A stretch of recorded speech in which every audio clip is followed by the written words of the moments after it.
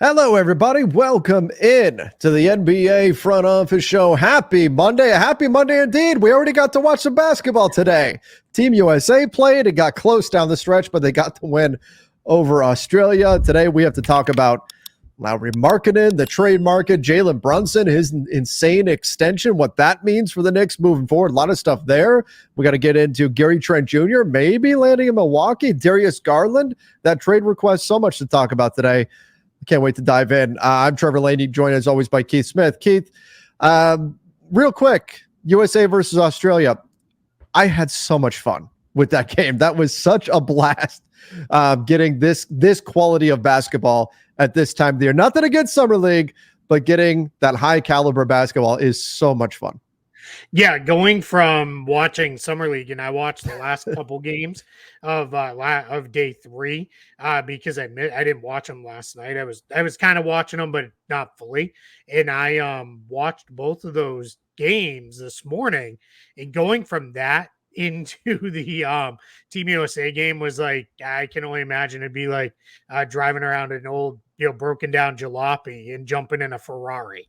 Like that's like what it felt like. It was like, boom, here we go. This is, super real basketball and looks really, really good. And everybody's playing really well. So yeah, I was pretty happy with Team USA's play. I think in this, they keep calling them scrimmages, but they're exhibitions. Right. The defense has been really good. And I do think that's what they'll rely on when shots aren't falling, when they're maybe a little sloppy with the ball. They should still be able to get stops. And every time they really needed to lock in, it felt like they were able to do that against Australia. Australia was pretty physical, so that was good to see. And I'm starting to wonder, I think Joel Embiid will probably continue to start in these games, but I do wonder if Steve Kerr is going to pull it quickly, go to Anthony Davis. Then maybe when the other team subs in their backup big, put Embiid on the floor then and really let him eat that way again against the backup. And you saw that happen today, not to the point of putting Embiid back in, but the starters were on the floor. Embiid was struggling, and Kerr pulled him and put in Anthony Davis, who was a monster, had 14 rebounds in 18 minutes. And so he got that extra run out there with Embiid on the bench. And then Steve Kerr, of course, went small to close out the game when he really needed to get the team to execute in crunch time, closed out the game with a small ball lineup that had Anthony Edwards at the 4.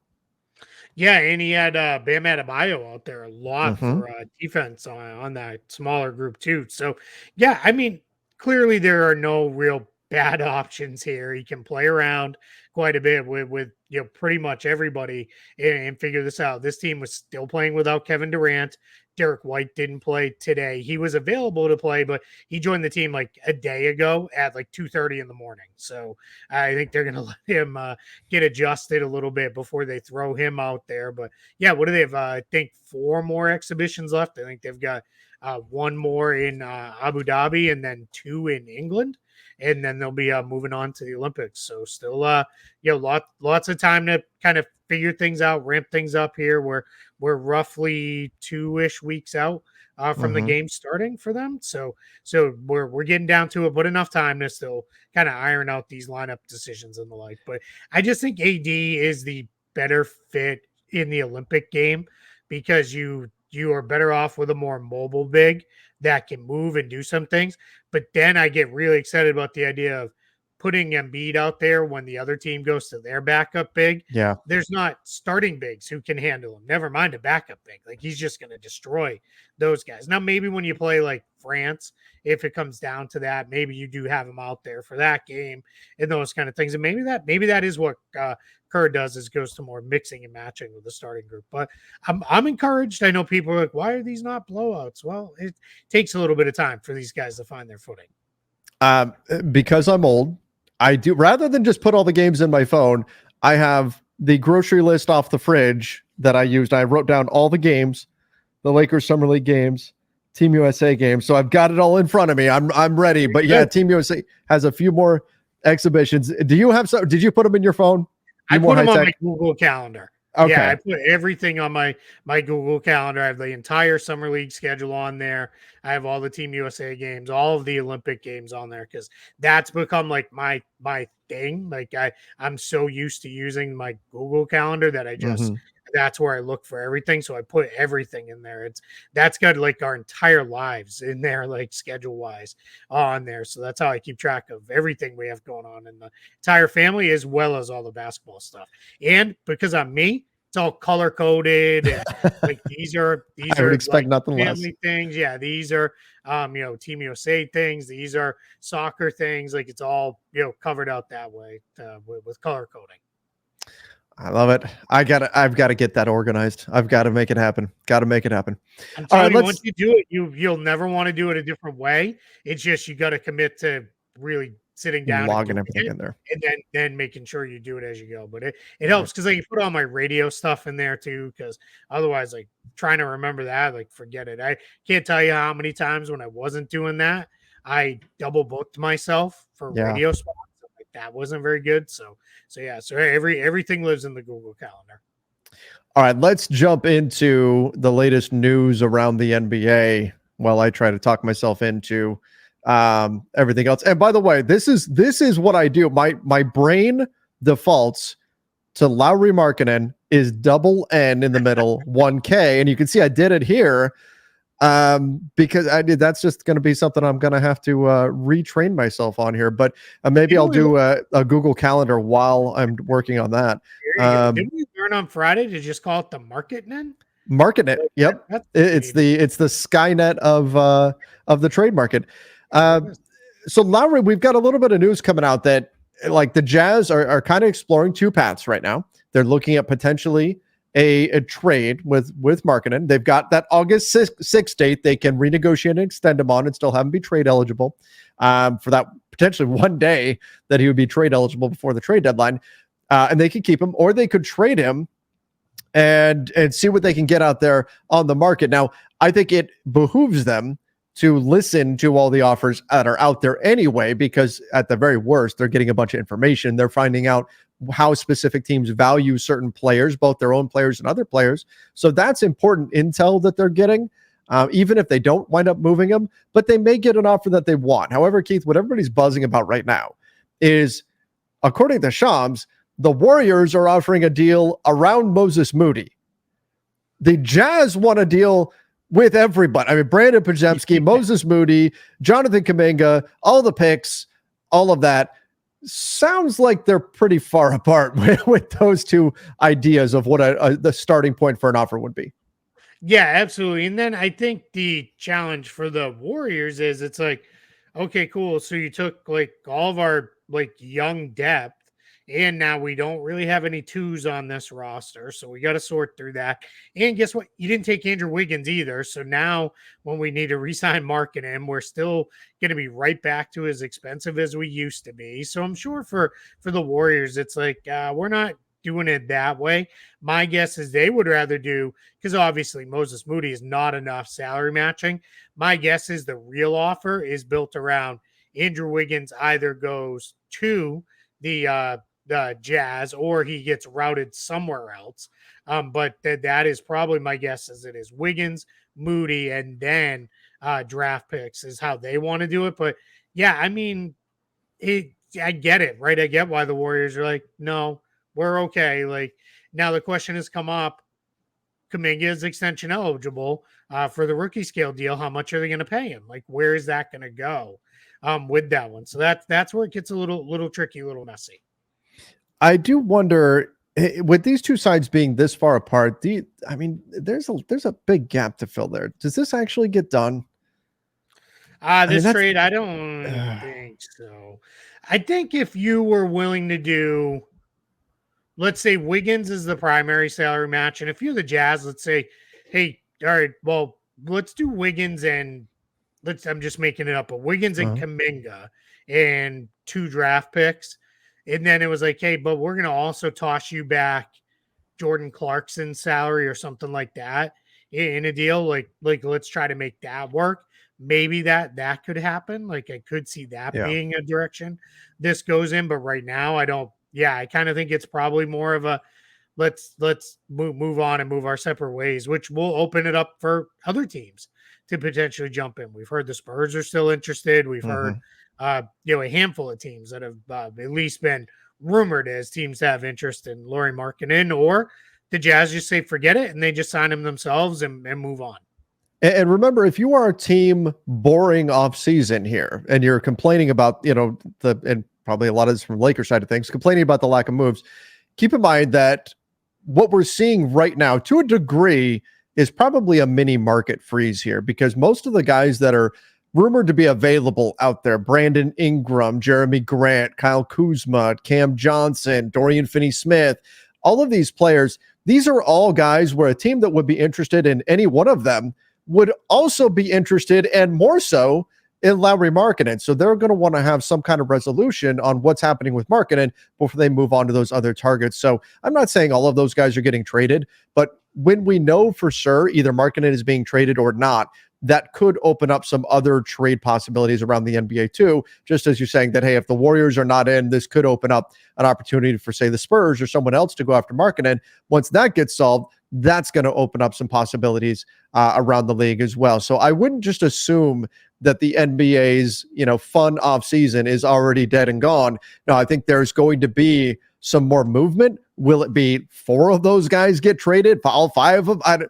I don't know, but I do think that we're going to see some teams ultimately move on from Markkanen and turn their attention to some of the guys on that list that I just mentioned.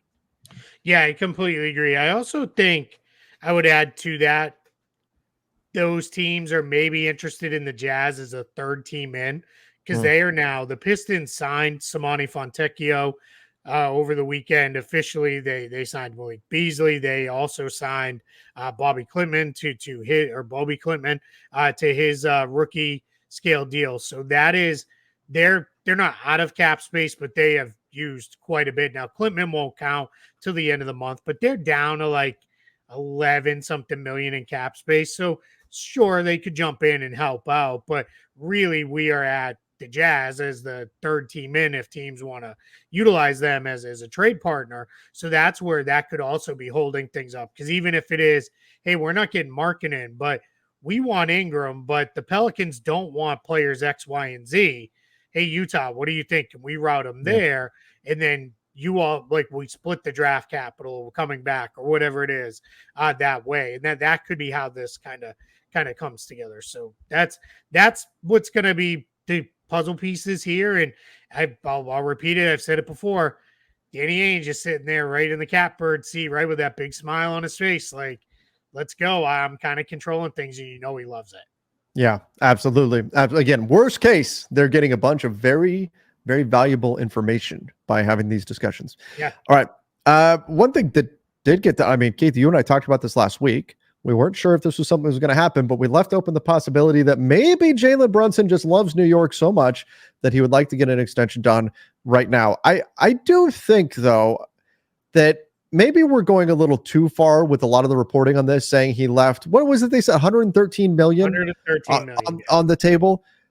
I do wonder, like, if we're going a little bit too crazy with that number. Like, I know that's technically true, but also, like, he's got the ability to redo this deal in a few years. And I don't know if he's really going to ultimately give up that much. But the bottom line, this is a great thing for the Knicks that you're getting. Jalen Brunson's been one of the best contracts in the league, and he's going to continue to be one of the best contracts in the league now that he's doing this extension with New York.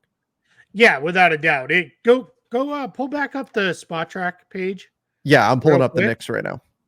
I want to look at the Knicks very quickly. Then I want you to pull something else up because I'm in complete agreement with you. Yeah, so we've already got the Brunson deal plugged in there because it's already official and done.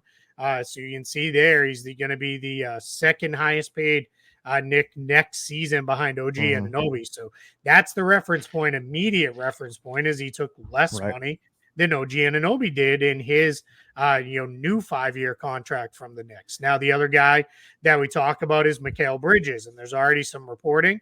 Our Mark Stein has hit on it today. Not our Mark Stein. That was a stumble by me.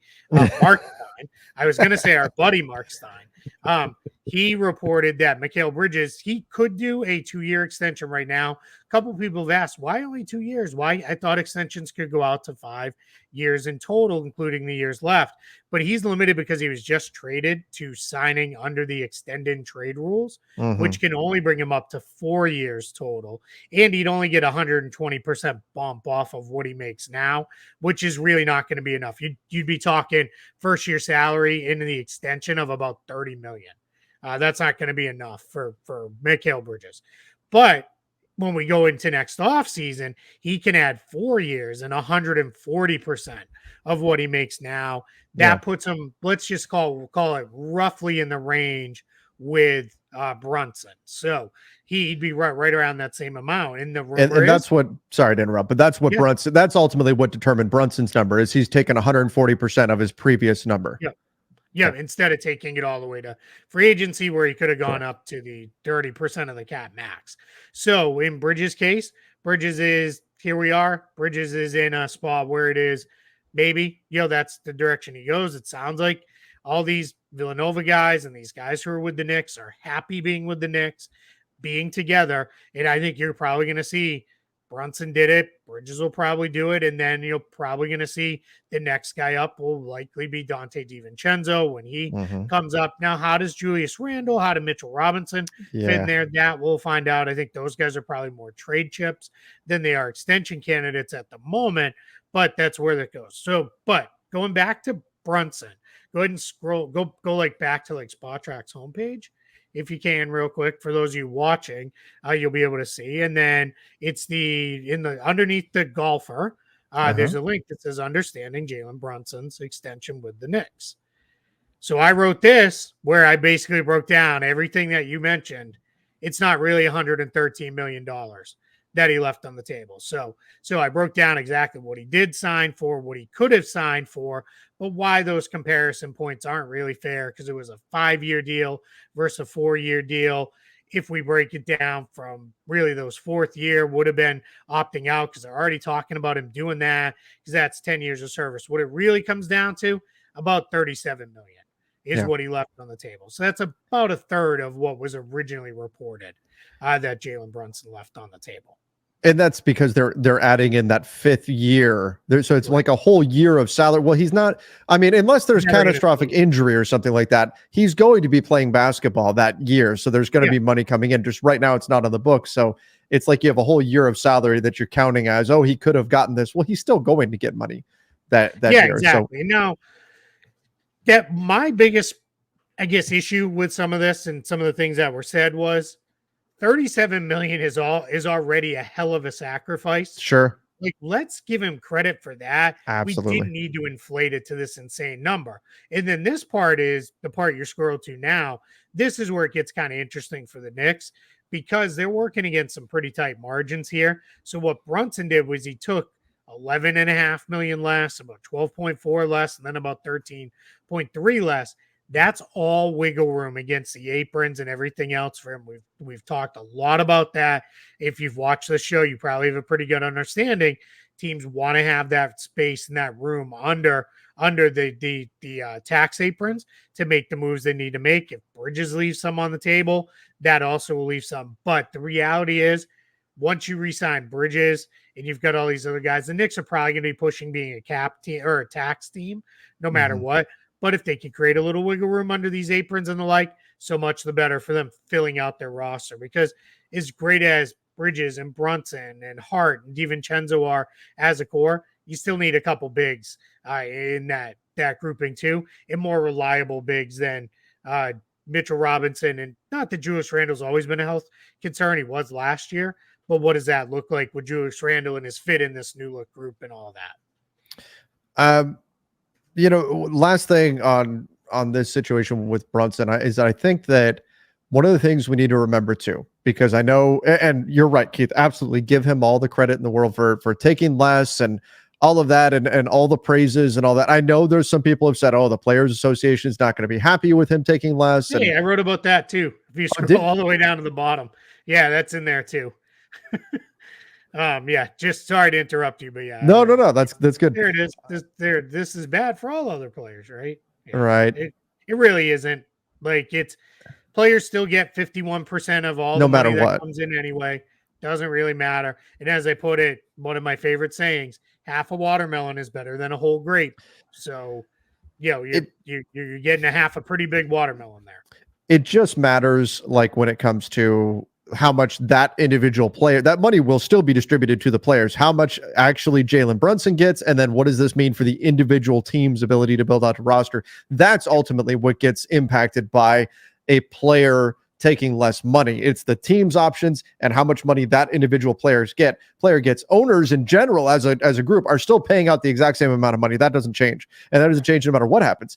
But I want to say this. I think sometimes when we're in these spots, we don't think enough about risk management.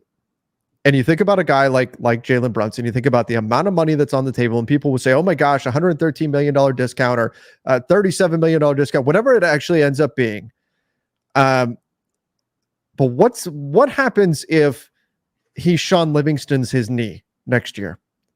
You know what I mean? Then what? Then how much money does he lose? So that's something that you have to keep in mind, is risk management and risk tolerance. If you're an athlete, for some of these guys like Kevin Durant, he could tear his Achilles and still know that he's going to get that max salary. Some of these guys, though, they don't know that for sure, if that's exactly what's going to be there for them. So I think to a degree, while you may say, well, it was better to risk it and play another season than hit free agency and get more money, there is some value to saying, I know right now for my family, I'm going to be making X amount of dollars no matter what. Yep. Injury, whatever, hell or high water, I'm going to be making generational money right now. An extra $37 million may not actually change the way I live my life. And right now I'm going to secure my family's future. I think there's something to that often gets overlooked, because we always just assume that the best is going to happen. Everything's going to be fine. It's all going to be sunshine and roses. And then they're going to sign for this max deal the next year. Injuries do happen in sports, and I think there is value to him locking up that money right now. No, that's a great point too, especially small guard, right? We've seen small guards over the years. That's gotten better. It's not what it used to be, right? When the NBA we grew up on, if you were a 6 foot or under guard, your career was over by the time you hit 30. Like, you were just done as being a really good NBA player. That's changed now. But to your point, he locks in this place. Clearly he's happy being there. Guess what? He even with the massive amount of money he's making from the NBA, he's like the king of New York sports right now. So like, he's doing pretty well in that arena too. Like that opens up a lot. I don't want to be insulting anywhere else, but marketing dollars go a little further in New York than they do a lot of other places. So like, he's doing well in that part of life also. But I think what's important to know, Jalen Brunson he was a second round pick. So he was a minimum salary guy his first couple years in the league, went to the Knicks. Ultimately, it was a 4-year, call it $100 million, turned into really a 3-year 75 because he opted out. Well, even this one, even if he doesn't stick with it and opts out, that's still 3 years over $100 million over the next 3 years. So absolutely, great point by you that he is just in a spot where now he's got that security and he has the control at the end with the player option. It was noted when the deal was announced, which meant it was fed to him when the deal was announced, that he was going to be in a position to opt out to get the 10 years of service max at that time. So this is his individual salary page. So we're looking right now, he's made $60 million in his career total to this point in NBA salary. Right. Yep. Yeah. And so this is, there's more to it than just, hey, he took less and can't believe what he's sacrificing for the team and all that. I think there's, and again, take nothing away from him, but there's that risk element to things.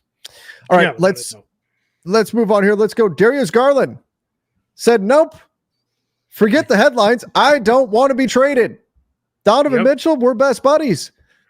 Which they were not. I don't know about that part, but I know I'm exaggerating. I don't know if they're, but it was never a situation where it was like, hey, I just don't like him. It was what was being reported was he wasn't sure about the fit. Now Darius Garland, though, making it known that that's not how he feels, and he's fine being in Cleveland. And in fact, met with Kobe Altman, and the idea of a trade never even got brought up whatsoever. So, I mean, sounds like Cleveland is indeed moving forward with this being their core, and off they go.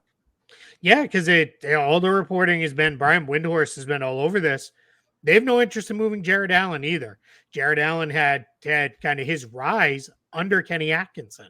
So it sounds like they're looking forward to having those guys together. And, the Cavs they've got some roster issues still to go. We'll see what happens with Isaac Okoro. We're starting to get to, once you get to mid-July to the end of July, if a player's still a restricted free agent, we start to think about, all right, they may just sign the qualifying offer and then hit unrestricted free agency next year if they can't work out a long-term deal. So we'll see what happens ultimately with that one. But sounds like the Cavs are going forward. One thing I will note with this, though, it's kind of easy for Darius Garland to say this now, as like point guard jobs have kind of dried up around the league, versus saying this, 2 months ago when it first kind of came out of, hey, he might want out. Like he nothing was said for like 2 months. Like, but we'll take him at his word and assume he's happy there. And that's Cavs are right there. We kind of did our very early initial tiers in the conference. We both had them kind of that next tier down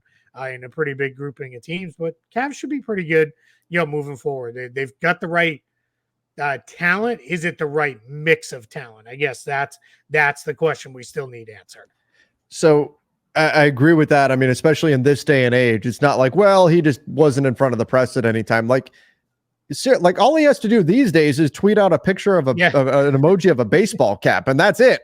That's all he has to do, right? And then he tells everybody that's not what he wants. So I think you're right. There is something, that's worth mentioning, that he could have shut down those rumors a long time ago, but nonetheless, at least he's doing it now.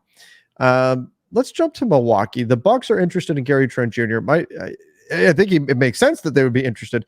My question is, with what money? Yeah. How does this work here for Gary Trent Jr. and the Bucks? When we add up their salaries, we look at their cap situation, active cap. I mean, they're sitting at that second tier. What do they do here? Yeah, I really, I don't know, man. They have to be okay, so it's not just me right now. No, you're in the same boat with that. For me, I think it's just hey, you get to a spot where it's like, all right, they're like, I don't know, like I saw the same thing. I get why they'd be interested, but they're down elite, veteran minimum contracts. They can't even do a sign and trade because they've got second apron concerns and all that. So that's not going to be a thing for the Bucks, barring something really unexpected happening. So yeah, I think we're in a spot where, hey, if Trent is still sitting here 2 weeks from now and is like still unsigned, he's like, hey, I just want to go play somewhere where I can have a chance to win. Sure, let's go. Now, it was reported that they are, I think this was from Shams, had the report that the Bucks are looking for any shooting guard help that they can find, and he'd be the top of the list. Yeah, he definitely. I mean, he might be the best free agent available. Period. I think he probably is. Him or Tyus Jones, right? Kind of depending on where you're at with the players. But yeah, I mean, the Bucks are down to, if they're looking for shooting guards.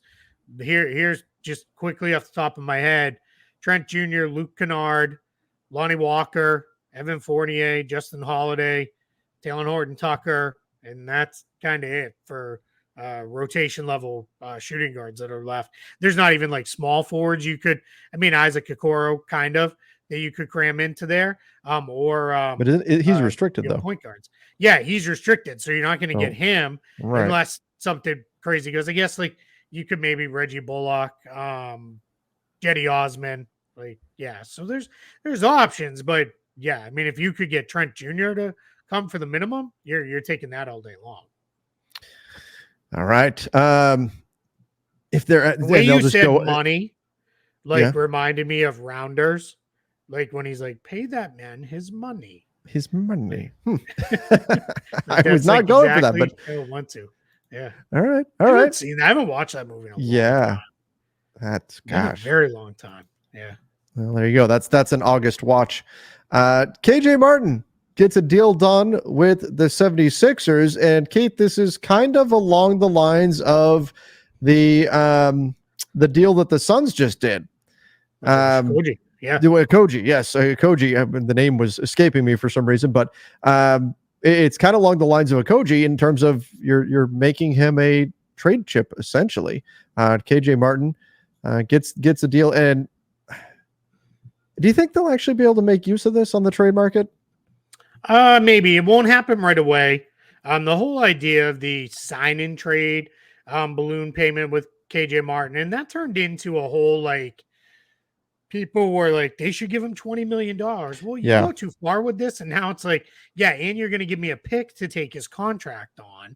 Right. And, it just gets very messy. In this case, they kind of, or you give him a bump, but you didn't go crazy. It's a number that fits in a lot of places, including into the room exception if teams still have that hanging around. So, yeah, but I think this is probably, all right, you're going to be back. You're going to be some wing depth for us for now. And then trade deadline time. That's when if we need $8 million to throw in a trade, here we go. Or because we don't know the exact structure on this, but it probably is how we have it listed out. Right. And second year non-guaranteed. Pretty close. Yeah, second year will is reportedly non-guaranteed or a straight team option, one or the other with this. But yeah, I mean, you're in a spot where I generally, even with everything we do, I don't like to talk about players as strictly trade assets, and I'm Mr. Salary Cap, but I don't like to think of them as trade numbers. In cases like this, I make an exception because KJ Martin never would have made anywhere near $8 million a year, even for 1 year, except in a situation like this. So I'm very content to say, hey, you know what? He made out pretty good. So if we're going to talk about him as a trade chip because of his salary number, I'm fine with that because he did much better than he would have otherwise. Yeah. Yeah, I mean, you can't complain too much when you get that. Yeah. It's not quite the, who was it? Was it like Bruce Bowen who got a bunch of money 1 year? Oh, Bruce Bowen, yeah, I think so. Yeah, but yeah, might have. No, there was some. Oh no, it wasn't. It was. I think Keith Bogans is the guy picking up. Keith Bogans was tossed into a sign and trade where that was the first real like, hey, we're gonna pay. He was gonna retire. He was he was done. It was the Keith Van Horn was another one. We're not at that level here with this. No, not even close. Yeah. Okay. And I like KJ Martin. I actually thought he was going to play a role for the Clippers last year because I thought that was a very, at the time, right before they made the James Harden trade, it was like a slower, more ground-bound group. I thought he was going to come in and really give them a jolt of athleticism, and it never quite worked out there. And then he never really popped in Philly either. So maybe at this point, I'm probably the one who's wrong. Like, we get attachments to players, and I love an athlete because I always think somebody can teach them how to play basketball, and then they're still a good athlete that now can play basketball versus the other way around. It's hard to make a guy more athletic, but I think, it just hasn't come together for him. And maybe it's just been finding the right spot. Maybe he does need to be on a team where they're not so good and they can give him 25 minutes a night and just say, go do your thing. But we'll see. But yeah, my guess is gives him a little bit of forward depth and then probably traded at some point down the line. All right. The Bulls right now have no trade market. Now, this is interesting for Zach LaVine. We've heard that for a while, but Vucevic as well. Nick Vucevic, no trade market for him either. Taking a look at these contracts, Zach LaVine, we've talked about his contract a ton. I don't know if we need to rehash much, but Vucevic, we've got $20 million this season and then $21.5 million the next season. I mean, maybe this is, the new reality of the CBA where teams don't even want to take back any future salary for a guy like this, especially that he's 34 years old. So right now, no trade market for either one of these guys. And they're both talented players who could help teams, but contracts matter in this league. And the Bulls tear down maybe put on hold for a bit here until these guys can step on the floor and maybe rehab some value. Yeah, I think the challenge with LaVine, as we've talked about ad nauseum, is just the injury concerns. Yeah. You could say he'll be healthy, he'll be on the floor. Somebody would have bid on that contract already and said, we can figure it out. He'll be fine. He's still a really productive player. With Vucevic, I think the worry is, looks like he's just kind of moving very rapidly to it might be done. And that's age cliff. Yeah. And if you hit that like 41 million over the next 2 years and he can't give you any production, you're in trouble. So that's where I think they want to be as an acquiring team, you want to be very careful. Now, I wonder if this is another one that turns into, we're really close. We're a contender, We have a huge hole at the 5 come trade deadline time. All right, we'll take the big swing on Vucevic coming in and helping to fill that in and getting off we go. But right now, it kind of is what it is. But it's interesting. I saw, I think it was Darnell Mayberry of The Athletic wrote about this today, which was if the Bulls are not going to trade Zach LaVine, and ideally, I think he said Lonzo Ball too, they need to trade Kobe White and Ayo Dosunmu, because otherwise you just wait. Right now the Bulls have a guard problem. They've got way too many. And you can't play all of them, and presumably Lonzo's gonna agitate to play when he feels healthy enough to go. And then you've got Lonzo and LaVine and White and Dosunmu and Carter. And they've talked openly about seeing Josh Giddey as more of a on-ball playmaker point guard type. So that's a lot of guys for very few positions. Yeah, that's a bit of a roster crunch for the Bulls. They've got to figure out what they're going to do there. I mean, Javon Carter, I like Javon Carter. He's in the mix. They've got all these guys, and that's going to be tough for them to ultimately sort through. I think I almost wonder, did the Bulls head into this offseason thinking we're going to get a Zach LaVine trade, we're going to get this done, Lonzo, who knows, he's a question mark, and now here they are, and they're going, well, now what do we do? And they don't want to attach a first to Zach LaVine to move him. I would assume they don't want to attach, if you've got Nick Vucevic, okay, you wait a year and then he's an expiring contract and then he's much more movable. But at the same time, if you put LaVine on the floor, you put Nick on the floor, you're going to accidentally win too many games, I think. And then you could be costing yourself in the, what are we calling it? SAG for flag, whatever it is. Yeah, we're still workshopping it. We're workshopping that. Whatever it is, you could be actually hurting yourself in that race. I mean, depending on how the ping pong balls bounce. Yeah, absolutely. Yeah, that gets to be a really, really tough spot to be in, right? I made that point too. You keep these guys, you are going to win a couple games too many, and now what, right? Because these are not guys you can very easily just say you're not playing, go to the bench. We're just not going to play you. That's not where you can necessarily be. Hey, I want to show one thing to people watching on YouTube. Scroll up and hop over to the Celtics page. And this is not a Celtics thing. I just know it has both features. Okay. Our programming wizard Scott added a couple new features to it here on Spotrac. So when it loads up, if you go down, just keep scrolling down, keep going till you see Luke Cornett. There it is. Oop, you went too far. Did I go too far? He's on the Yeah. There he is. The little piece of paper next to his name. Oh. If you hover over that, it'll tell you his veto power on a trade. Very nice. If we look at LeBron or we looked at Bradley Beal, you would see that says NTC.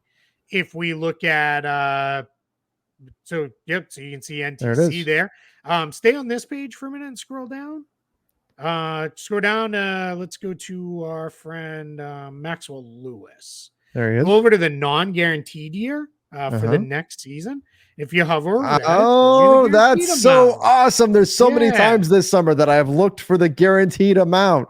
I love that. So now it's all right here. If you want to get more into the details on the contract, you can always click on the player's name. It'll pull up the contract details. But we added a couple hover features there. And then for players who waived no trade clause, we put a little note next to them too, where it says waived, waived veto power. Next to them as well. So no, Lakers don't have any right now. Off the top of my head, I'm struggling to come up with one. But that's we added that in there. So just cool. To give a little bit more information to people right there on the main page. And this is now, as you've seen, as Trevor scrolled around and clicked on things, this is now the default view. Is the multi-year view. We heard that loud and clear. People were like, can you switch to the multi-year view instead of the single season view? Just different things for different sports, but our new setup and layout allows us to do that. So here we are, multi-year view and a couple little fun additional wrinkles, and we got some more stuff coming. For those who have asked about the trade machine is working. I am working on updating the draft pick mappings. Those will hopefully be done by the middle of the week, and then we will have all the updated draft picks on every team. Remember, with our trade machine on Spotrac, even if a player is trade restricted, you can toggle restrictions off or you can also turn on trade deadline mode, which would lift it to everybody who's available to be traded at the trade deadline. You can turn that on, and that takes off all restrictions that would lift by the trade deadline. So Cool. a lot of fun little things you can play with there. You guys been working. Yeah. That's good stuff going on there. Scott's I like it. Our guy Scott is an absolute master of this stuff. So super excited for this. Very cool. Very cool. All right. Let's go here. Taj Gibson. Keep on trucking, man. Yeah. Taj Gibson to the Hornets. He's still rolling. Veteran presence, I guess, on this team. A little interesting, though. And they've already got Nick Richards. They've got Mark Williams. And now you're adding Taj Gibson into the mix. But maybe, an adult in the room, let's say, for Taj Gibson to come into this, to a very young Hornets team. Yeah, he got a ton of credit over the last few years with the Knicks, with the Wizards, and with the Pistons for his work with their big men. So I think this is one for new head coach Charles Lee to say, give me a veteran at the end of the bench. He's probably not going to play very often, but he's going to come in. He's going to push Mark Williams. He's going to push Nick Richards, probably even guys like Miles Bridges and Grant Williams. Like, he's just going to help those guys become better players as they go. And then that's how this will come together. I think it was, let's get one real veteran, because no offense, but kind of don't think Reggie Jackson's going to make it much longer there in Charlotte. I think that's just a matter of how much are you giving us back in a buyout to set you free. But then, from there, and then if nothing else, you could probably demand the Knicks trade you whatever first round pick they have left at the trade deadline to send Gibson back to Tibbs. Because, Tibbs would probably agitate for a move like that. He will. He'll be welcoming him with open arms whenever he is available. All right, let's finish up with this. The Pelicans, who are in need of a center, signed Carlo Markovic. Yep. What are they getting here, Keith, in Carlo Markovic? Yeah, so he came over last year, very late in the year, and played with the Pelicans G League team. I love the G League team for them, the Birmingham Squadron, just the coolest name going. He played in 10 games in the G League last year, 17.3 points, shot 62% from the field. He does take the occasional three-pointer. He's an okay three-point shooter, nothing to write home about there, but maybe a little bit of stretch skills coming. 7.9 rebounds and a block and a half per game. Prior to that, he had been playing overseas with Cedevita. So he played for them for the last couple of years. I played for Mega Baymax. Before that, no, that's not the guy from Big Hero 6. It's the actual team name. But yeah, he played overseas. The Pelicans drafted him in 2022, stashed him for the couple years, but he pushed at the end of the 23 season that he wanted to try to come over. He played in Summer League for New Orleans. They didn't really have a spot for him. So he stayed overseas until his overseas season got pretty deep in. And then he said, I want to go try. So they put him in the G League. And that kind of signaled they were probably going to sign him this summer. He's had a fairly productive Summer League after, again, a couple pretty good years over in Europe. So I think you're going to see him more than likely right now pop into the Pelicans rotation at the big spot, because Yves Missy, he looks good. And just so anybody knows, we'll talk about it in a minute more in depth, but I've been writing up Summer League notes from every game that's been played. He looks good for a rookie, but he's super duper raw. So everything right now is on instincts with him. So he's going to have to learn how to play. And the only other center of note on the roster is Daniel Tice. So you get Markovic in there. They'll play him. They'll get him figured out, and they'll go from there.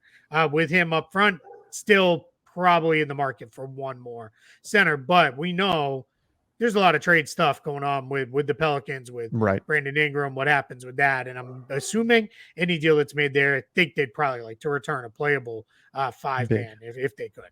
Yeah, they certainly need someone to replace Valanciunas. So you did mention your Summer League notes. Let's jump over to that. Which you can see over on the Basketball Bulletin. Another benefit of the Basketball Bulletin, we've got some videos going up there. We've got notes from Summer League, all kinds of breakdowns and everything. Bryce Simon contributing as well. Keith, some great stuff here.